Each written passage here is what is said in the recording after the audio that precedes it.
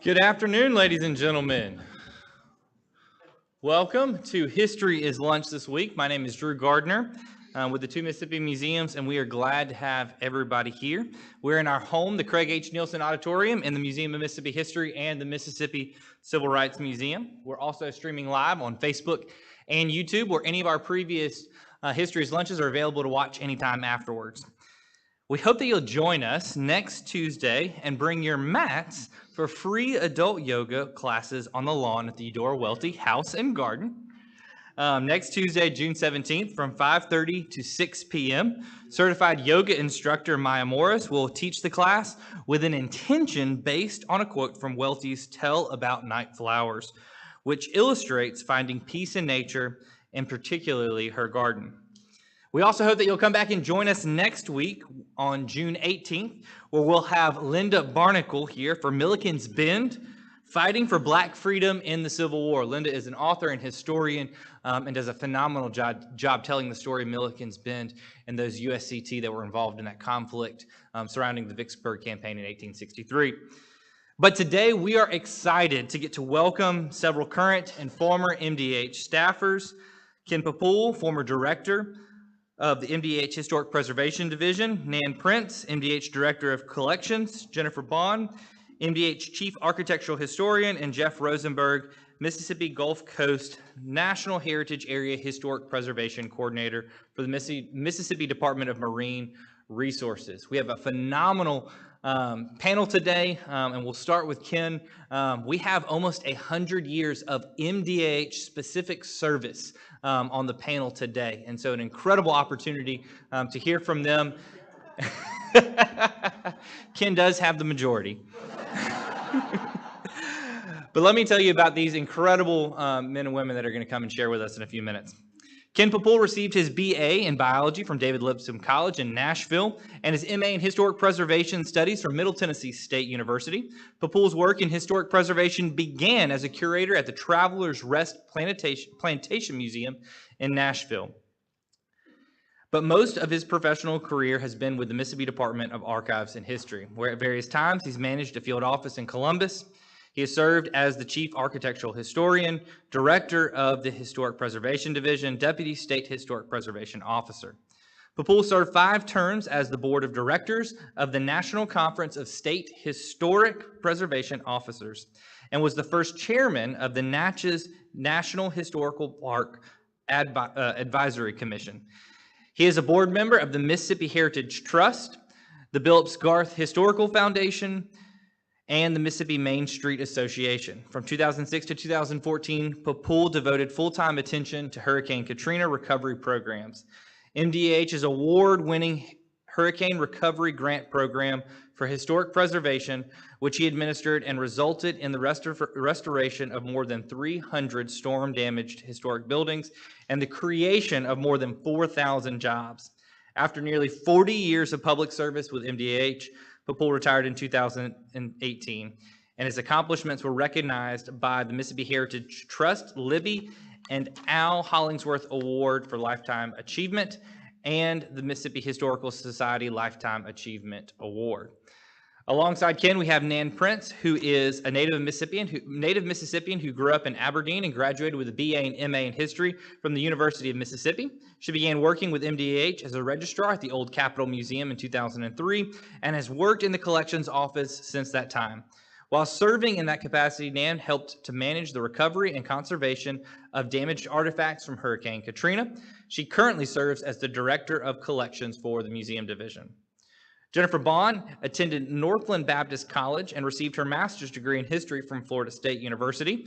She began her career in the Historic Preservation Division of MDAH in 1996, and as the Chief Architectural Historian, she oversees the National Register, Archival Survey, and Historic Resource Inventory programs. In addition to her work on the Mississippi Gulf Coast, after Katrina, she surveyed over 800 historic schools around the state, authored the National Historic Landmark nomination for the Medgar and Murray Evers House, and authored the Field Guide Buildings of Mississippi, published in 2001.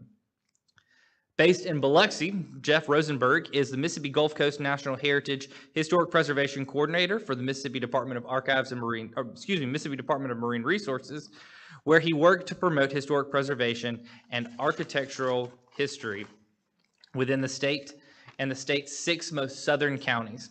From 2007 to 2014, he served as the Technical Preservation Specialist for the Mississippi Department of Archives and History's Gulf Coast Office, overseeing rehabilitation grants to historic properties damaged by Hurricane Katrina and Rita that followed.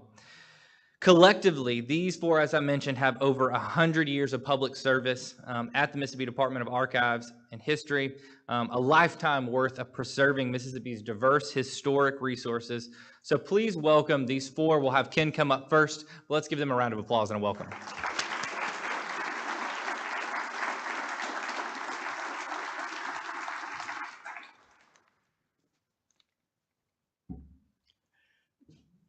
Thank you, Drew. It's good to be with you all today, and I can assure you that the great bulk of that 100 years is probably on me. I have to apologize for the raspiness of my voice. I love this time of year, but the pollen just plays havoc with my sinuses and allergies, so I'm hoping that my voice will hold up for the presentation.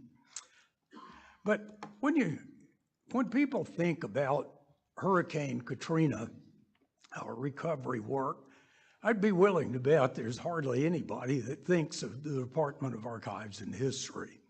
However, I think that the recovery work that the department did following Hurricane Katrina was quite significant, and I hope that at the end of this program, many of you will agree with me.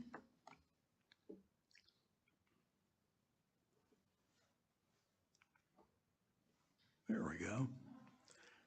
My grandmother used to use that slogan a lot. It's an ill wind that blows no good. Katrina reminded me of that a lot. Of course, on August 29th, 2005, everyone knows that Hurricane Katrina came raging ashore on the Mississippi Gulf Coast. And this is pretty much what it left in its wake all along the 90 miles of Mississippi's coast. And while the Gulf Coast received the brunt of the storm, nearly 2/3 of our state suffered from storm damage. Of course, major evidence of that is just a block away at the old Capitol building. Katrina's winds ripped the copper roof off the building.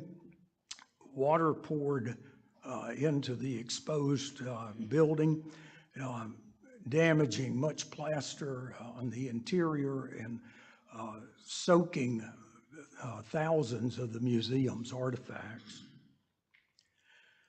But fortunately, the museum had a detailed disaster response plan, and so they were able to deal with the damage rather quickly and efficiently.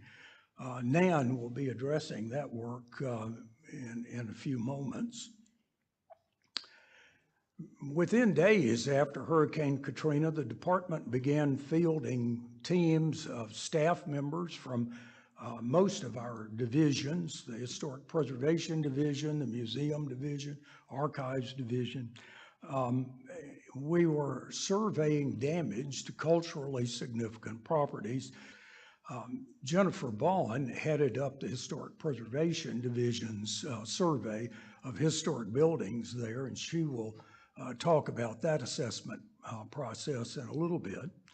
But we visited all kinds of sites on the coast. We helped local museums to clean some of their artifacts and to then get them to safe storage. The Archives Division staff helped to clean the records and archival repositories of local governments. Many of the buildings were just soaked, and so the documents were soaked as well.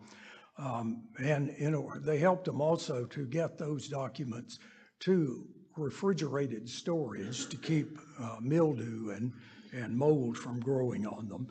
They saved no telling how many vital records for Gulf Coast communities and counties. In surveying the historic districts, we found that several of them were virtually leveled. It's amazing to just even think about the magnitude of this storm.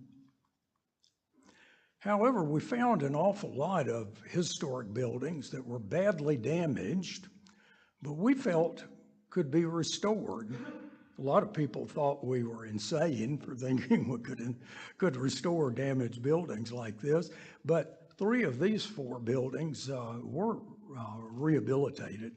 And I call your attention to the 2 at the top, the Sweatman House and the Schaefer House, because I'll talk about those a little bit later, but notice how badly damaged they are. We faced a lot of obstacles in trying to preserve historic properties on the coast. There was the overwhelming nature of the disaster, just too many things to do and not enough people to do them. The zealous desire of local, state, and federal governments to quickly clean up and erase the visual impact of the storm.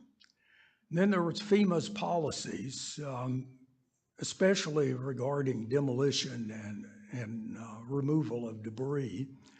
There was lack of financial assistance early on to help property owners rehab historic properties, damaged historic property.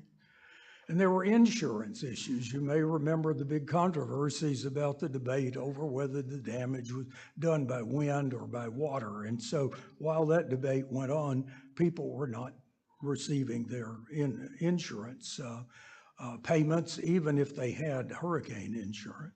And then there was just out and out exhaustion, emotional and physical exhaustion from dealing with these things. As I mentioned, the demolitions by FEMA, and I don't want to unfairly target FEMA, but they did amazing work with the debris removal. You just saw some slides, and of course, if you visited the exhibit upstairs, you know that the Gulf Coast was just covered with debris. So they did an amazing job of removal of that, and there were lots and lots of buildings that were so badly damaged that they couldn't be repaired, so they needed to demolish and remove those as well. But their guidelines and their timelines didn't work well for people who were trying to preserve their historic homes. Many of these people, their homes had been in their family for generations. They definitely didn't want to see them torn down. But many of them had lost their jobs due to their businesses being destroyed. Most of them were living in temporary quarters. They weren't able to access insurance payments very quickly. And they didn't know what other kind of financial assistance might be coming from government or other sources. So they were in a quandary. They wanted to preserve their homes, but FEMA's timelines for removal of debris or demolishing of damaged homes was weighing on them. They were in a real tight spot there. Also, the Gulf Coast was descended upon by quite a number of demolition companies, many of them not even from Mississippi, were not tonnage of the debris they removed. And one of the saddest stories I remember from our work on the coast is a gentleman who planned to restore his house. He asked our staff to come by and meet with him to go over the preliminary planning for the project. And when they arrived, the gentleman was sitting on the curb with his head in his hands in front of a vacant lot. A demolition crew had shown up that morning and apparently had the wrong address and just knocked his house down. It was gone. So that sort of thing happened way too often, but those are some of the obstacles we were dealing with. In order to try to help people understand what the Department of Archives and History was working on to try to secure financial resources to assist them and other types of assistance, we began holding a series of public meetings all over South Mississippi to explain what we were working on and to try to give them encouragement that we felt that there would be progress coming on that very shortly. We even kind of manufactured some little celebrations there to present awards to people, individuals and local organizations and neighborhoods who were working to try to preserve the historic resources in their communities. Anything we could do to try to bolster the morale. Out of those meetings came this statement: historic buildings are powerful symbols of continuity and stability. They are the icons around which our communities will rebuild. And you may remember that Biloxi's 1840s lighthouse ended up being the symbol of the recovery effort, and even was on our license tags for several years. But the Department of Archives and History needed additional partners to work through this process of identifying buildings that are damaged but we thought might be restorable. We put out a call to our preservation partners across Mississippi and the nation, and they really responded. Of course, the Mississippi Heritage Trust, Mississippi's private statewide preservation organization, stepped up first, and they worked in lockstep with the department throughout the Katrina recovery. The Association for Preservation Technology, they sent numerous volunteers, architects, engineers, preservation consultants to work with us. The National Trust for Historic Preservation, the National Conference of State Historic Preservation Officers from our surrounding states. And then we had other organizations like Colonial Williamsburg, the World Monuments Fund, the American Association for State and Local History, and various schools of architecture and design around the country. But these architects, engineers, and preservation consultants and conservators came from all over North America at their own expense and basically camped out with us down on the Gulf Coast and went street by street, building by building, doing assessments. Jennifer Baughn headed up that effort for our office, and we'll be addressing more of that in a few minutes. We even had one engineer, structural engineer, who came all the way from Ireland. We really had a lot of wonderful volunteers. Well, you may remember I asked you to look carefully at the Sweatman House in an earlier slide. That is evidence of the great work that these volunteers did.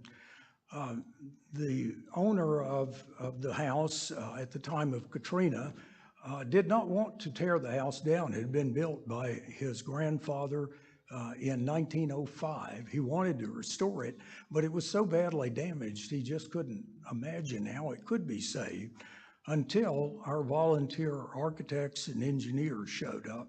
They put together a step-by-step plan for him, which he took the next day and got a contractor and began implementing. And so you can see in October of 2005, just about a month after Katrina, the house is beginning to be stabilized. And then within a year later, it's been restored to the point that you could hardly tell any damage that ever occurred to it. This was a direct result of the work of these volunteers with our staff. A similar story was true of the Schaefer House over in Pass Christian. Mary Helen Schaefer loved this house, and she did not want to give it up. She was a little bitty thing, but she was really wiry and feisty.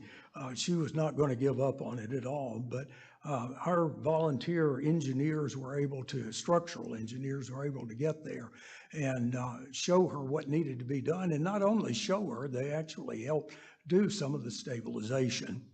And here again, within about a year, The house had been restored to the point that you could hardly tell any damage had occurred. We began organizing trips to the Gulf Coast for our legislative delegations and for members of Congress, not just Mississippi's delegation, but all interested members of Congress. And we wanted to show them what the unique problems were that we were dealing with in trying to preserve these historic properties and what we were very much in danger of losing. Our legislative goals on the federal side was to increase the federal historic preservation rehab tax credits in the Gulf Opportunity Zone, and to obtain a historic preservation fund appropriation for grants and aid to help individuals restore their damaged, hurricane-damaged historic buildings. On the state level, we wanted the legislature to enact an historic preservation rehab tax credit program to match the federal grant program, or not grant, but tax incentive program. We wanted them to fund the restoration of the old Capitol and increase funding for the state's Community Heritage Preservation Grant Fund. Fortunately, we were successful in every one of these categories. In 2006, the legislature appropriated $14.2 million to restore the old Capitol, and the work began in January of 2007 when a shovel of dirt there with a steam shovel. Here you can see the work as it began to proceed on the exterior. Strengthening the drum of the dome was a very was a particular difficult project, which we were able to accomplish. You see also the work progressing on the interior. And by January 2009, the building had been sufficiently completed that the legislature held its opening session in the old Capitol building, 170 years after their first meeting in that building. And as I mentioned, we wanted to secure Historic Preservation Fund grants to help restore historic buildings. This is Mary Helen Schaefer, whose Schaefer House was restored. She was quite elated about the grants. But we were able to initially secure $26 million in grant fund, and later on we were able to supplement that with grants or monies from other sources and got it up to about $30 million. And Jeff Rosenberg, who was worked in our Gulf Coast Recovery Office and is now with the Mississippi Gulf Coast National Heritage Area, is their preservation coordinator, is going to talk a little more about our grant process when he makes his remarks. But I want to just quickly run through a whole range of different kinds of historic properties that we assisted in restoring, so you can just get an idea of the kinds of things we were dealing with. Of course, one of the best known buildings on the Gulf Coast is Beauvoir, the last home of Jefferson Davis. It's a National Historic Landmark and the most visited house museum in the entire state. Although the main core of the house was structurally sound after Katrina battered it, Katrina's storm surge and winds ripped the wraparound porches off the building and did serious damage to the roof. The storm surge even reached up into the house enough to float the furniture. And of course, with the roof damage brought lots of water into the house that way as well. Restoration on the building began in the late spring of 2007. FEMA funded most of the exterior restoration work through their public assistance program, but there were many decorative items on the interior of the house that were severely damaged that didn't qualify for FEMA funding. So the Department of Archives and History was able to supplement that project with grant funds to help restore things, particularly like the very beautiful Trompe-l'oeil fresco plaster, painted plaster work on the interior. Those artists worked for months there like this. If I'd done that, I'd never be able to look down again. I'd never get my neck to change positions. We assisted local governments to restore their government-owned buildings like the Gulfport City Hall and the former Waveland School, which is now the Ground Zero Museum since Hurricane Katrina made landfall in Waveland. But the old school building built in the 1920s was the only, at the time, ground zero events associated with Hurricane Katrina. The Randolph School, an African-American school built in the 1920s in Pass Christian, it was built with a grant assistance from the Rosenberg Foundation. It received extensive flooding, but we were able to assist them in restoring it, and it's now a senior citizen center and a civic center. We helped restore damaged commercial buildings, such as the Magnolia State Supply Company building in Bay St. Louis.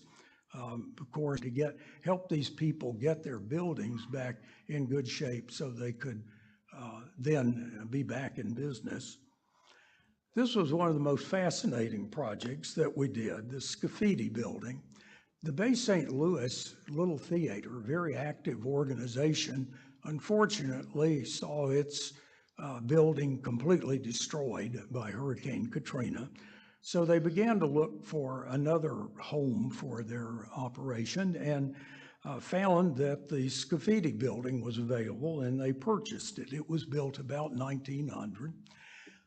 Interestingly, the Scafidi building was the subject of a 1966 movie starring Natalie Wood that was titled, the title of the movie was This Property is Condemned. And of course, when we started working on it, that wasn't just a title, a film title, it actually was condemned. But we were able to get it back in great shape. And when they opened back up and had their grand opening, two of the child stars from the original 1966 movie came back to help us cut the ribbon. One of them was Mary Badham. You probably better recognize her as the scout in To Kill a Mockingbird, for which she won an Academy Award. And the other child star was John Provost, who you probably recognize more readily as Timmy on the Lassie TV series, but they both came back to help us cut the ribbon. We worked with a lot of neighborhoods. Turkey Creek neighborhood was one of the largest, and now in North Gulfport. The neighborhood or the community was established in 1866 by newly emancipated African Americans, and the district is still inhabited by descendants of many of those original founders of the community. We were able to get the neighborhood listed in the National Register of Historic Places, and then we were able to assist with restoring a number of the historic houses. The one pictured here is the Benton House, which is the oldest house in the neighborhood and was home of one of the area's founders. But here are examples of other late 19th, early 20th century cottages that are typical of that historic district that we were able to help restore. You see on the left the before photograph, and on the right the after photograph. We worked with the North Gulf houses for low restorations and rehabs that we undertook were for small vernacular houses within the historic districts of the Gulf Coast. And I'm just going to run through quickly some of them, like these in Bay St. Louis, very nice Victorian cottages. And this Craftsman bungalow in Gulfport. These were all very important fabric of historic districts there. And this building, the Grand Magnolia, now the Grand Magnolia Bed and Breakfast in Pascagoula. I believe Jeff is going to talk a little more about that later. But this was a real jewel of a project. I'm sure all of you are familiar with Walter Anderson. This was the cottage in which artist Walter Anderson spent his last years. And unfortunately, Katrina's storm surge washed it off its foundations, broke it up a bit, and it was in dire need of emergency attention. Government can do a lot of wonderful things, but we usually don't do it very fast. This building needed attention quickly, and so we worked with the Mississippi Heritage Trust and the National Trust for Historic Preservation, and they were able to raise funds to get the house lifted back up, pulled together, and put on new foundations so it was stabilized. And then the Department of Archives and History, when we got our grant program, was able to come in and then do a complete restoration of the house and even conserving Walter Anderson's murals that are still in the house. So this statement that came out of our public meetings not long after Katrina, historic buildings are powerful symbols of continuity and stability. That proved to be quite true. And they were the icons around which many of our communities rebuilt. Many neighborhoods used historic preservation as the basis for their recovery.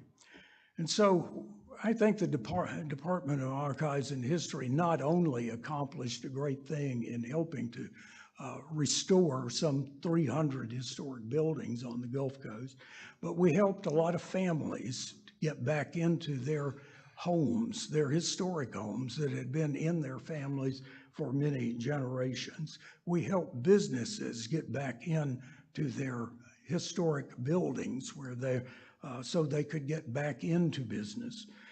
And in the process, we created more than 4,000 jobs, which contributed greatly to the state's economic recovery. So I hope that you'll agree that the Department of Archives and History did spend or have an amazing impact on Hurricane Katrina recovery. And so at this point, I'm going to turn it over to Nan, who will talk more about the museums program.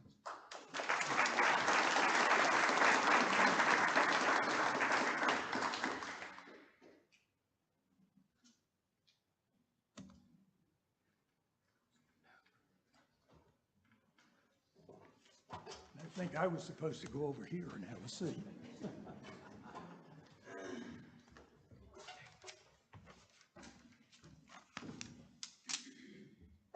I think we're going to bring us all up here. So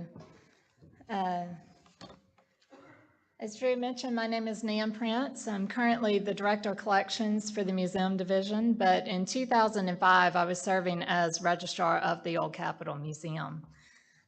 The Old Capitol had been built in 1839, and it underwent a massive restoration in 1961, at which point it became the State History Museum, which is the purpose it was serving in 2005. We had roughly 12,000 artifacts that were both on exhibit and in storage at the time. Hurricane Katrina made landfall on Monday, August 29th. And that morning, as our staff came into work, we were preparing the building for whatever may happen. We didn't know, but we put plastic sheeting over a lot of our large artifacts and tried to move anything out of the way where we had known leaks in the building. And we covered all of our cases that we could on the third floor with plastic sheeting as well in case it was leaked on. We were sent home about mid-morning as the weather started to deteriorate in Jackson, and we were just hunkering down in our own homes. But we did learn by late afternoon that there was some damage to the roof of the old Capitol. But since the storm is still raging, since power was out all throughout Jackson, we decided just to regroup in the morning and come in and assess the situation then. So when we got to the old Capitol on the morning of Tuesday, August 30th, this is what we found, which was much worse than what we had anticipated. Katrina's wind just picked up that copper roof and just crumbled it and blew it. This was a picture taken from across the street. I think it was in Ken's presentation as well. But you can see the copper roof is just blown away, and you've got just the bare wood on the roof above the old Capitol. The copper was just crumpled. Lucy Allen, who was serving as our museum division director at the time, and Al McClinton, and they were two of the first to get on top of the roof and just actually assess and see what was going on there.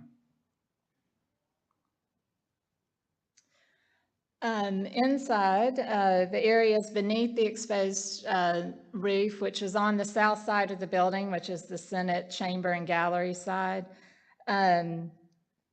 it was just completely saturated, as Ken already mentioned. But you can see, especially in this picture here in this corner, just the water coming through the plaster roof. Plaster fell throughout the building. This bed was one of those objects that we have moved out of the way in preparation for, because it was right below where there was a known leak, and unbeknownst to us, we put it into an area that actually was worse for it. It was on the side of the building that got the worst damage. We put the plastic sheeting over it, and you can see in the bed beneath it where the water just collected, where it dripped on the sheeting. That bed's okay. It's actually on display now in the Museum of Mississippi History, so it came through all right. We had a large collection storage room which held thousands of artifacts that was directly affected, which is one of those pictures there with the plaster just coming down. And then in the bottom, my left, photo is some of our clothing that was in that storage room, and we had all of our clothing collection covered in muslin covers, luckily, because what you're not seeing is stored right above those, that clothing was our Choctaw basket collection. And the water came down, dripped on those baskets, and the dyes from the baskets just ran all onto the muslin covers. They protected the clothing, though, which is what they're supposed to do. That's why we had it on it. And if you looked at the baskets today, you would never know that they even lost their dye. They're still very vibrant. We were fortunate that the power came back on that morning, Tuesday morning, and that half of the building, the north side or the house side of the building and the middle part of the building was okay. It did not sustain damage. So we had lights and we had air flowing through the building. And we began the process of moving all of the wet artifacts off of display and out of that one collection storage room and laying them out throughout the rest of the building so that they could start to dry off. A disaster mitigation company came in pretty quickly and set up large fans and dehumidifiers throughout the building just to try to pull some of that wet out. And over the next few weeks, staff, which is the one on the far picture there, staff assessed each and every artifact one by one to see which artifacts needed conservators to look at them and which artifacts were okay as they were. And then contract conservators came in and donated their time to come in and look over the artifacts that we thought they needed to see and decide which ones needed to be sent to them. Over the next several years, we ended up sending 250 artifacts to conservators for a total conservation cost of around $88,000. Our next step was to move all of the staff and all the artifacts out of the building. Fortunately, the Capers building, which was the old archives building before the Winter building was built, was empty. So we were able to move the artifacts right next door into that building. What you see here is, this picture is the very large 500-year-old Swan Lake canoe that we had on display in the old Capitol. It was too big to move around any corners, so we just had to move it out of the window to get it out, but it was not damaged. It's also on display in the History Museum, so you can see that. And then also coming out the door there is a very heavy, very large mechanical cotton picker that required a large team of movers to move.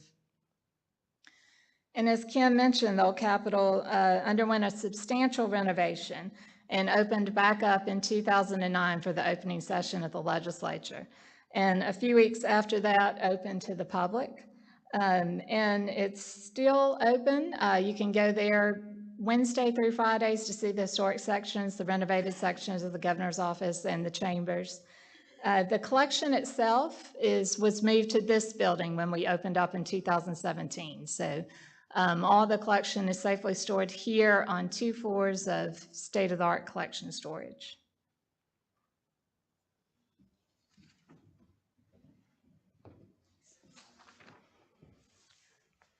All right. Well, what a chaotic week that was in Jackson. Skeleton crew situation in our offices.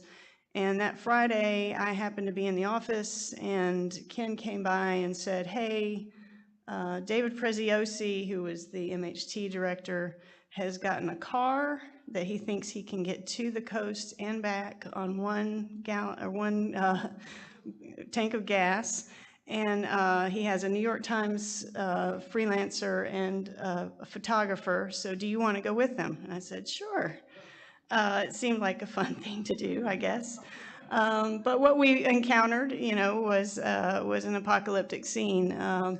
So these pictures actually are from David's camera because he had a digital camera and we did not have a digital camera. We were still using black and white film, which was the archival standard. But we found, once we got through the checkpoints, we started around Beauvoir. We were supposed to check on Beauvoir. We found Patrick Hotard there trying to salvage what he could out of the bayous that were around there. There's sand all the way across Highway 90. There was a huge construction crane across the road. So we were just there to assess and figure out what was going on. There was very little communication, so this was the best way to communicate at that time. So when we got back to the office, we started to come up with a plan to begin our damage assessments. We had done damage assessments before, certainly nothing on this scale. And so we started that next week with teams from both the Preservation Division and the Archives Division going down, and we would spread out. We filled out these forms, just general descriptions of what was going on with each building, and we were focusing on our 14 historic districts from Bay St. Louis to Pascagoula. So we started in Biloxi and then switched over to just coming across from Bay St. Louis across to the east. And we ended up over the next 5 weeks surveying about 1,200 buildings. And during that time, we would use our maps, very paper-based maps, to walk those districts and try to figure out where we were. There were no street signs left, the landmarks were gone, so it was very difficult to navigate. This was the map I did in Bay St. Louis, and this is in the exhibit showing basically the whole south side of the district, beachfront areas gone, and most of the north side as well. As an aside, FEMA and the Mississippi Development Authority felt so bad for us, I guess, with our paper-based maps. It was very difficult to communicate with them with our maps. So the Mississippi Development Authority, is Chuck Bierman here today? Oh, there you are. Funded a transition of our database into a GIS system where now today we can pop in, like for instance, this was the Rolling Fork tornado outbreak. We can pop in those shape files of that tornado and identify what buildings possibly were affected, and we can go do that damage assessment much more efficiently. But during this time, we were going back and forth. We would leave at 6 a.m., which is not my time of day, and oftentimes get back around 10. And that was 2 or 3 times a week because there was nowhere to stay on the coast. But then By about mid-November, I think with National Trust help, we found a place in downtown Biloxi which was available, and we called it Preservation House, and it didn't leak too badly. It did not have central air. We all slept in the attic, and so it was cold in the winter and hot in the summer. But we ran all of our volunteer teams through there. They would come on Sundays at their own expense, and we would work them to death through the end of Friday, and then they would fly out on Saturdays. These teams were amazing. They would basically, we had filled out damage assessment forms that gave us some very basic information, but these were experts. They could speak the language of building officials. They could speak the language of FEMA and of insurance companies. And so they would go down some of the most devastated streets and fill out these forms, which were a more accepted form for the building officials.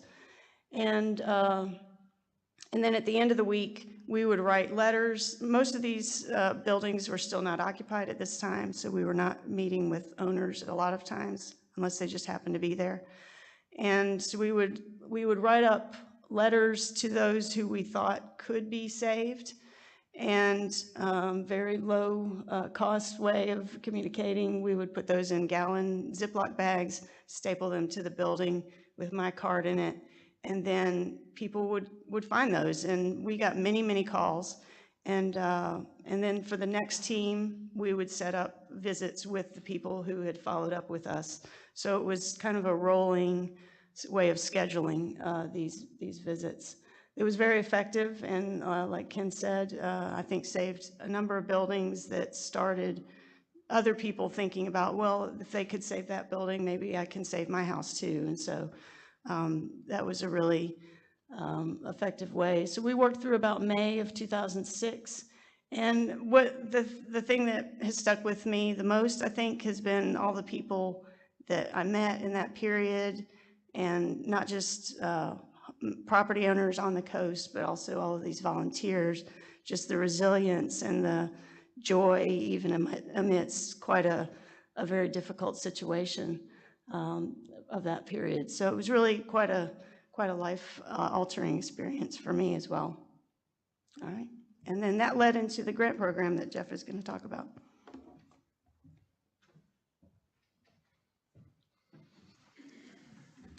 Well, it's hard to believe that I'll have to have notes to talk about something that I lived through, but to compress 7 years down into just a few minutes, I want to make sure I keep on track. So I appreciate Ken mentioning the Waveland Ground Zero Museum. I know that they will be having some events at the end of August to commemorate Hurricane Katrina, as well as a lot of other places all across the coast. So it's hard to believe that it's been 20 years. But I began working for the department in 2000, or I interviewed in November of 2006. I think the office, the Gulf Coast field office, had officially opened in October of that year, and so I came down to interview, and decided that it was decided that I would start work first of the year in January. So. January of 2007, and so there were a lot of people in the office. It wasn't just me, but initially when I interviewed, it was with the office director was Chilius Carter, later Ron Miller, many folks may know from Natchez, was our director, Lisa Harris, Trevor Brown, and Christy James. We were sort of the main mainstays throughout the office there. There's what I looked like when I was young and worked for the department. And also one of the project signs, we were very proud of these signs once we were finally able to get them out. So with the grant application process, there were 3 rounds, because as Jennifer mentioned about being able to get in touch with people, you know, property owners were scattered all across the United States where they had evacuated to. And so being able to get people an opportunity to apply it worked very well to award these grants in rounds. So we ended up having 4 rounds, I think, with fall of 2006, winter 2007, and then spring and summer of 2007. So during this time, we assisted property owners fill out applications, answer their questions about filling out applications, but also making site visits to determine eligibility. And really the important things that we looked for were knowing, is the building National Register eligible, or is it already listed on the National Register as part of a district? Did it receive storm damage? We weren't, there were a lot of buildings that needed money, but this was for specifically for Katrina damage or Rita damage.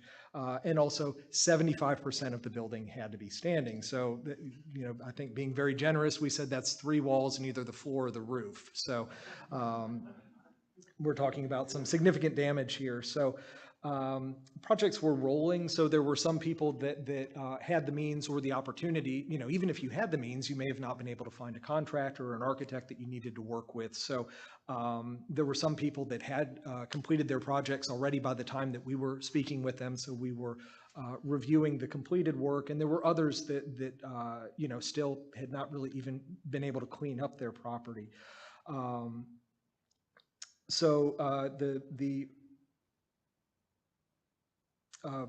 After receiving the grant, one of the requirements was that the property owners had to agree to sign an easement. What the public money that was being invested in these private properties, we wanted to make sure that there was some protection for this money that was put in place to that these buildings wouldn't be demolished or anything, immediately after they were restored. Stranger things have happened, but we did have some instances like that, but we did have easements that the property owners or grant recipients would sign that varied depending on the amount of funds that they received.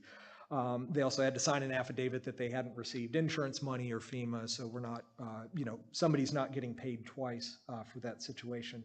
But for the most part, not a lot of projects were complete. And so this began the process of, well, how does this all work? Or does the state bid these projects? Or are these property owners going to have to go out to competitive bid? And what kind of documentation did they have to show for that? And so that was a process that did take several months and was very difficult. Of course, everyone's very excited that they're getting these funds, but how do they access them? People want to see work happening. So we did figure out this process eventually, that it would be a reimbursement process. There were some property owners that didn't have the money to be able to put forward to restore these buildings. The thing about Katrina is it was a great equalizer. The storm, you did not care if you had a lot of money or if you didn't.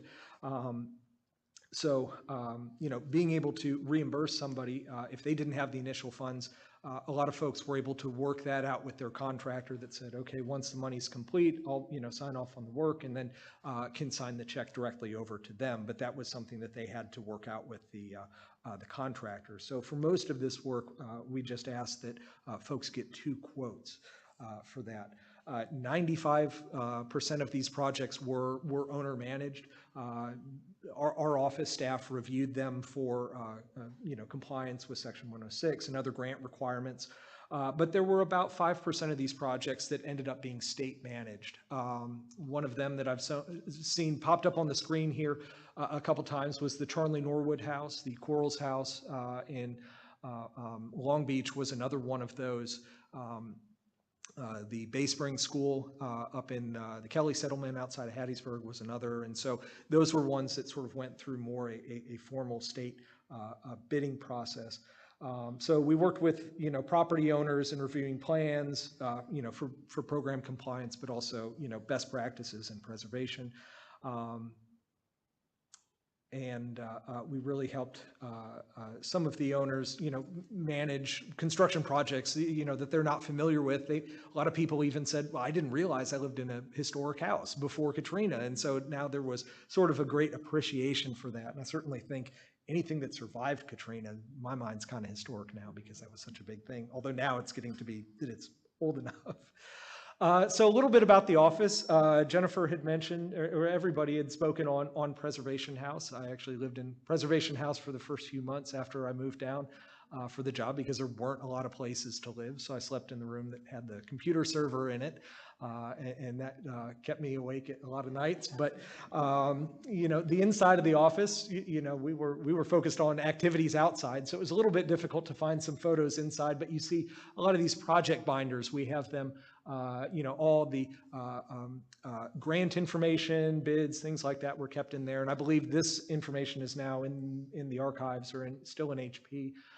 We also had a lot of flat files, of course, reviewing hundreds of plans and revisions of plans and things like that. So we had a lot of flat files to store that stuff in. There were actually 3 different Gulf Coast locations for the field office over time. We were in Preservation House, I think, until mid-year of 2009. Then we moved down to this building here, which is on Howard Avenue in Biloxi. It was known as the Barks Building.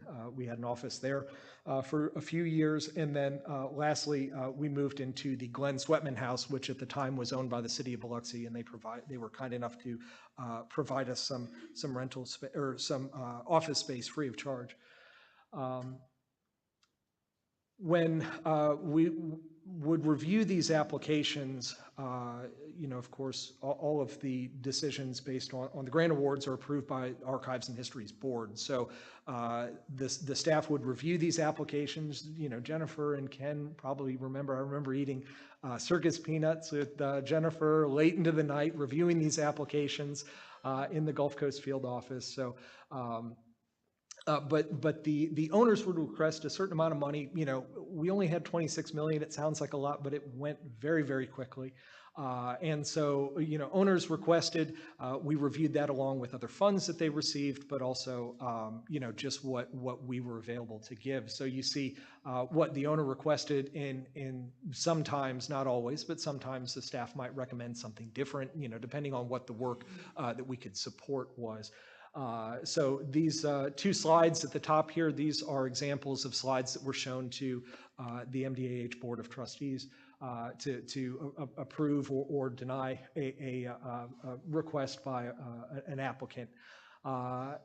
And as Ken mentioned, I just briefly, you know, would talk about the Grand Magnolia Ballroom in Pascagoula, just as an example project.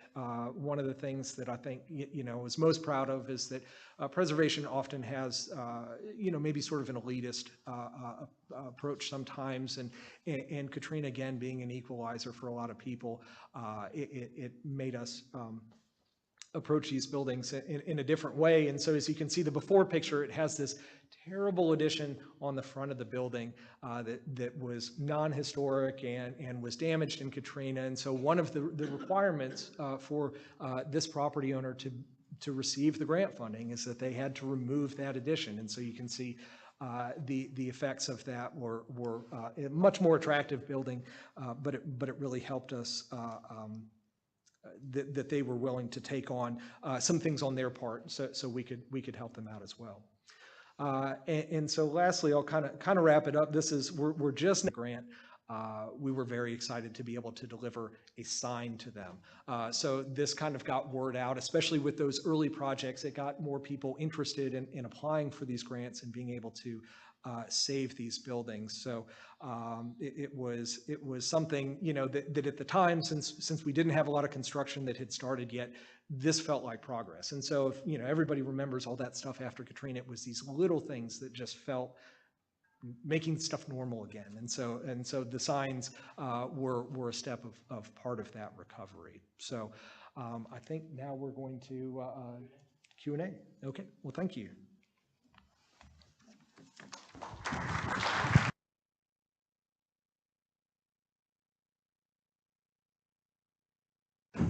Before we hop into Q&A, I want to ask, I know we have a bunch of current,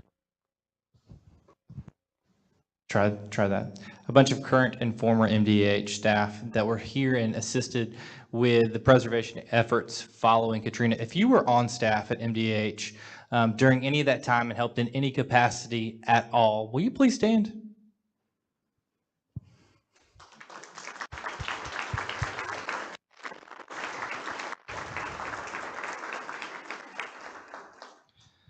Thank you, guys. We've got a couple minutes for questions, so if you'll raise your hand, I'll come around with a mic.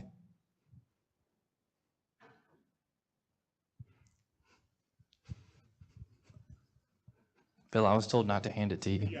Yeah. Hey, Nan, you talked a lot about, y'all did here in Jackson at the Capitol, the museum, folks along the. Time was completely taken up with that, as was a lot of the museum division. But I do know Cindy, do you want to take this one? I know Cindy did. Yeah, oh, sorry. I was the field services curator at the time, and in that position, I worked with museums and historical societies around the state. And we had a museum grant program that after we had some extra funds from some projects that didn't happen, so we were able to help some of the museums put windows back in their buildings and things like that.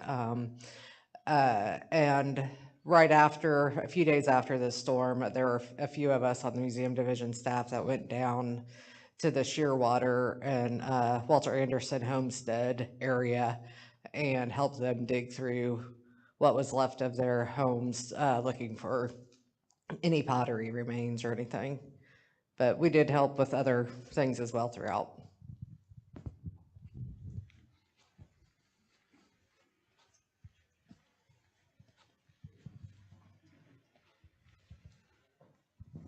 Thank you. I think congratulations are in all that the proper authorities in restoration that you did. I'm just wondering about to what extent you were able to bring about some, I know I think you did an excellent job, particularly with the buildings and the properties and restoration and those. To what extent were you able to do the same for written documents?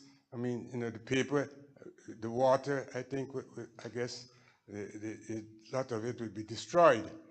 But for historical purposes, were you able to save a lot from places like schools and churches? Were you able to be able to save a lot of the written documents that were available, but perhaps a lot of it were lost because they're all soaked up and that kind of thing? Or did you have any historian to assist you in what was of value to be preserved? Did you have any historian, anybody like that, to assist you in preservation work or restoration work in terms of the paperwork that was available for you to save? Yeah, there was. Do I need to turn it on? Yeah, you're on, Jennifer. There were many collections, both personal and public, that were lost just outright in the storm surge. But I know, for instance, Bill Hanna, who was with our local government division, he was on the road down to the coast daily, or many times, leaving around the same time as we would in the mornings and getting back around the same time. And he was especially assisting courthouses. You know, I walked into the Hancock County Courthouse and there were just deed books laid out, trying to dry them out. But he was helping them do the next steps to preserve those. And we would hand out information that we had gotten from the archives division about how to save your documents, your family photos, things like that. So we tried, but the private collections that were lost were very extensive. And I will add to Lane Owens and Jeff Rogers from our archives are also here. Our Archives and Record Services Division spent tremendous down there, and I know they saved a massive amount of items down there as well, archival items. I'm the other person that wasn't supposed to say anything, but I just wanted to just mention a couple of things. There was also a lot of work under the ground after Katrina. There were a lot of archaeological sites that were saved, including mounds, which I didn't know there were mounds on the Gulf Coast, but I learned a whole lot about that. And I also wanted to specifically mention FEMA, because they get such a bad name so often. But for the cultural resources folks that we worked with, they were some of the best people I've ever known, and still in contact with some of them. Katrina was life-changing for them as well. And I just wanted to say that although they get a bad name, they really had some fine people here from all over the country. And these folks here, I've never seen anybody work as hard as they did. I really, it's interesting how a tragedy can really bring, people will rise to the occasion, and they really did that. I still don't know how you did it all. A lot younger. Well, ladies and gentlemen, we're a little beyond the top of an hour, but let's give our panelists another round of applause.